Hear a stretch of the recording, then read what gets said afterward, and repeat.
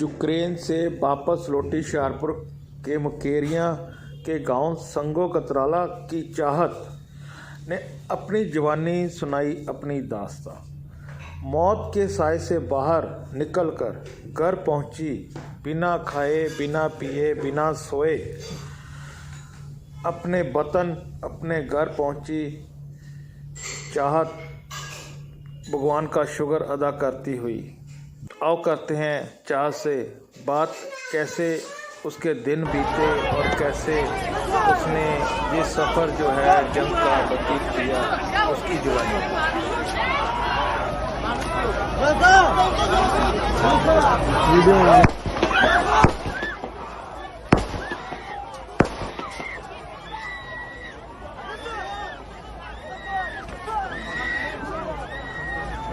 देख यार कैसे मार रहे लड़कियों को।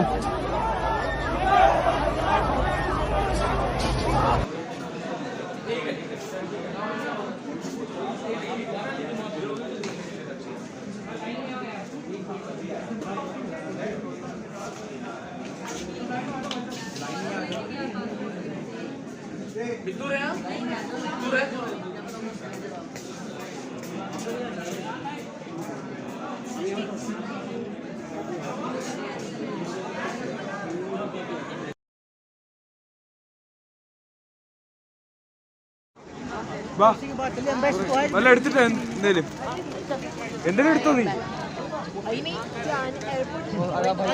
का कोई वो नहीं है। अब हम लोग तो मोबाइल थोड़ा हो सकता है बंद भी कर दें, लेकिन कोई बैटरी का सोर्स नहीं है हमारे पास, तो पावर बैंक चार्ज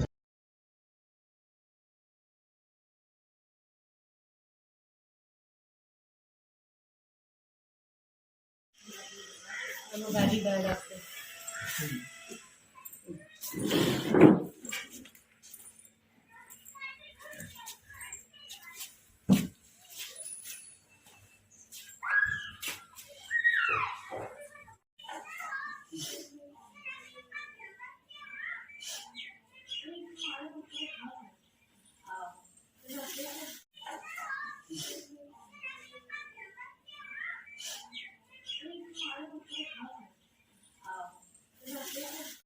और बस ਨੂੰ ਰੋਕ ਕੇ ਚੈਕਿੰਗ ਕੀਤੀ ਜਾਂਦੀ ਸੀ। ਈਵਨ ਕਿ ਇੰਡੀਆ ਦਾ ਫਲੈਗ ਹੈ, ਇਹਦਾ ਮਤਲਬ ਇਹ ਨਹੀਂ ਇੰਡੀਆ ਵਾਲੀ ਫਲੈਗ ਲੱਗੀ ਬੱਸ ਤੇ ਵੀ ਚੈੱਕ ਕੀਤਾ ਜਾ ਰਿਹਾ ਸੀਗਾ ਬਾਰ-ਬਾਰ ਕਿ ਕੀ ਹੈਗਾ ਆ, ਬੱਚੇ ਜਾ ਰਹੇ ਆ।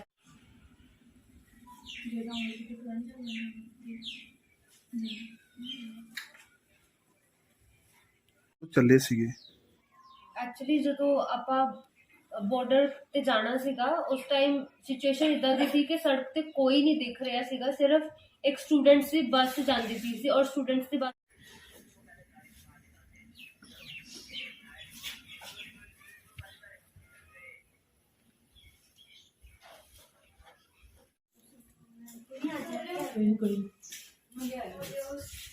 अगर यूनिवर्सिटी डायरेक्टली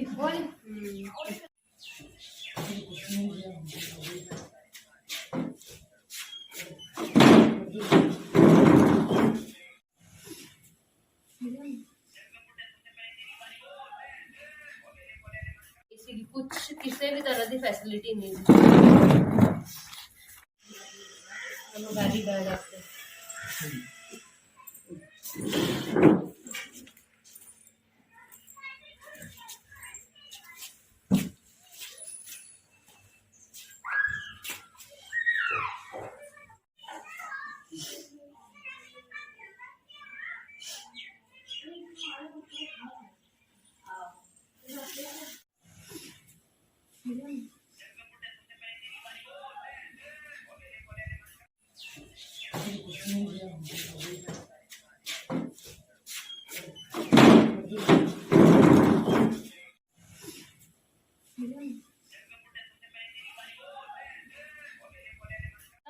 और बस ਨੂੰ ਰੋਕ ਕੇ ਚੈਕਿੰਗ ਕੀਤੀ ਜਾਂਦੀ ਸੀ। ਈਵਨ ਕਿ ਇੰਡੀਆ ਦਾ ਫਲੈਗ ਹੈ, ਇਹਦਾ ਮਤਲਬ ਇਹ ਨਹੀਂ ਇੰਡੀਆ ਵਾਲੀ ਫਲੈਗ ਲੱਗੀ ਬੱਸ ਤੇ ਵੀ ਚੈੱਕ ਕੀਤਾ ਜਾ ਰਿਹਾ ਸੀਗਾ ਬਾਰ-ਬਾਰ ਕਿ ਕੀ ਹੈਗਾ ਆ, ਬੱਚੇ ਜਾ ਰਹੇ ਆ।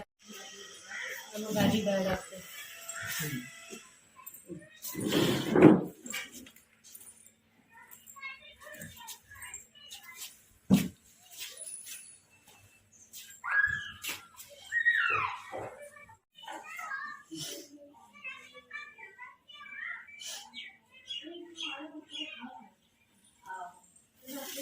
मेरा नाम चाहत नांगला है और मैं टर्नोपिल नेशनल मेडिकल यूनिवर्सिटी की स्टूडेंट हूँ और मैं सेकंड ईयर में हूँ अभी।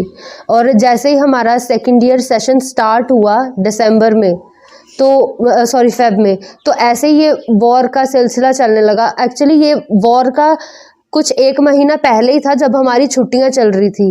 किसी ने हमें कोई गाइडेंस नहीं दी, ना हमारी एम्बेसी वालों ने हमें बोला कि हमें कहाँ जाना चाहिए, हमें ये देश छोड़ना चाहिए या नहीं छोड़ना चाहिए।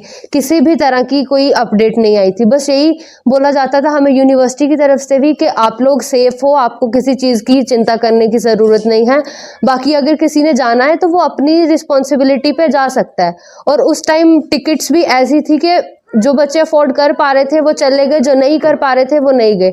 80,000 की टिकट्स थी और इमरजेंसी में तो 1,25,000 ऐसे कुछ टिकट्स मिल रही थी, जो जाना मुझे नहीं लगता कि किसी के बच्चे के लिए पॉसिबल था उस टाइम पे। तो हमारी क्लासेस का भी ऐसा था कि अगर एक भी हम छुट्टी करते हैं तो हमें उसका फ़ाइन दे के और क्लास पूरी कंप्लीट करनी पड़ती थी। हमने टीचर्स को, यूनिवर्सिटी को बहुत सारे मेल डाले कि हमें प्लीज़ आप कुछ टाइम के लिए क्लास ऑनलाइन कर दो ताकि हम घर चले जाएं, थोड़ा सेफ फील करें, क्योंकि हम वहाँ सेफ फील नहीं कर रहे थे। रोज़ कोई ना कोई न्यूज़ हमें मिल जा रही थी जिससे हम बहुत डर जाते थे डेली कि आगे क्या करेंगे, आगे क्या होगा डेली।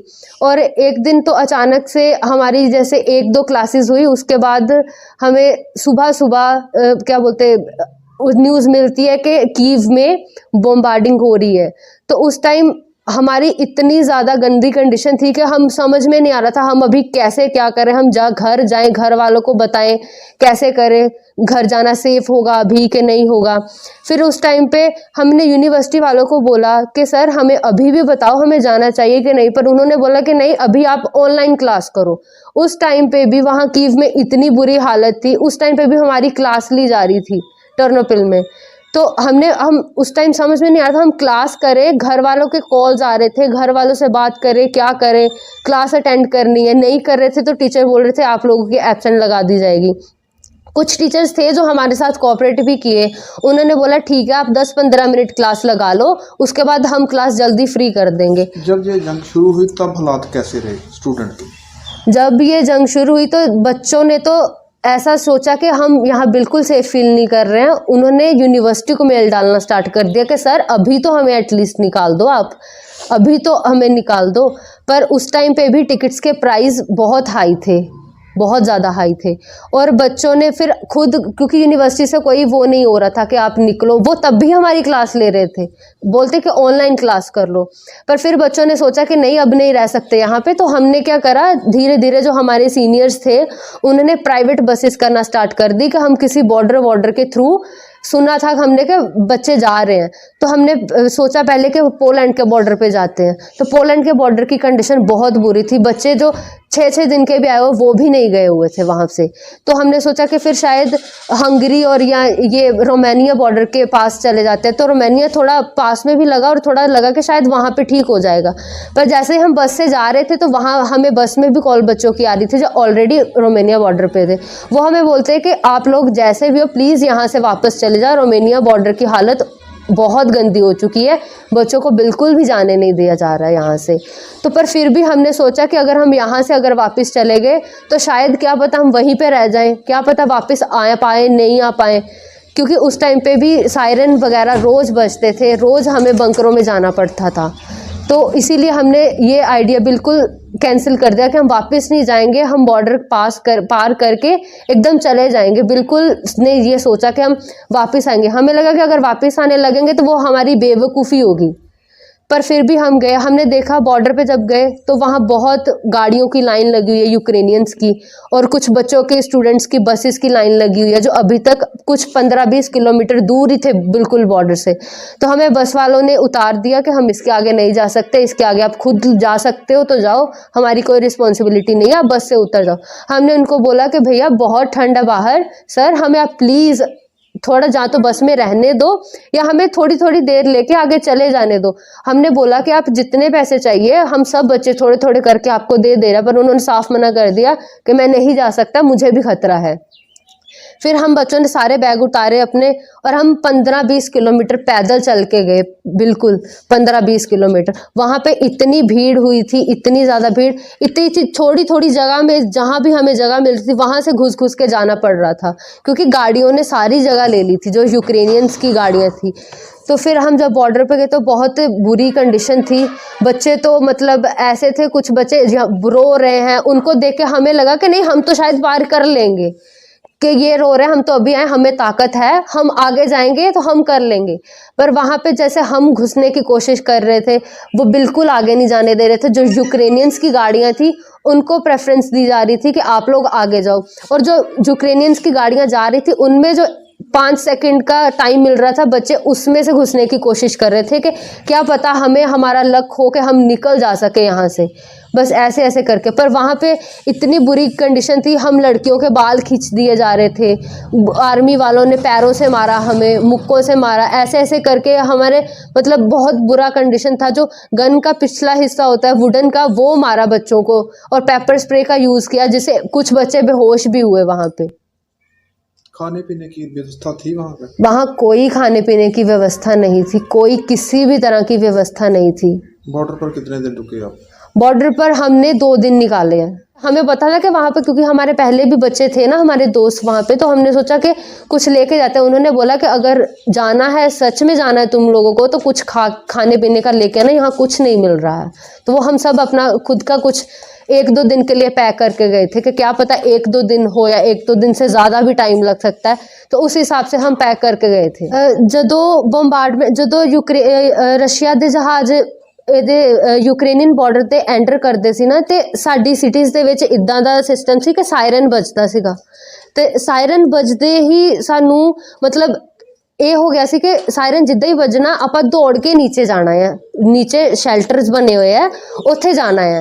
ਉੱਥੇ ਬੈਠ ਕੇ ਸਾਨੂੰ ਨਹੀਂ ਪਤਾ ਸਾਨੂੰ ਉੱਥੇ 1 ਦਿਨ ਲੱਗ ਜੇ, 2 ਦਿਨ ਲੱਗ ਜੇ, ਬਿਨਾਂ ਕੁਛ ਖਾਦੇ, ਬਿਨਾਂ ਅਸੀਂ 2 ਦਿਨ ਵੀ ਸ਼ੈਲਟਰ ਦੇ ਵਿੱਚ ਕੱਢੇ ਆ। ਉੱਥੇ ਟੈਂਪਰੇਚਰ ਮਾਈਨਸ ਵਿੱਚ -11 -15 ऐसा ਦੇ ਟੈਂਪਰੇਚਰ, नीचे कोई हीटर नहीं ਸੀਗਾ, कोई कुछ नहीं ਸੀਗਾ।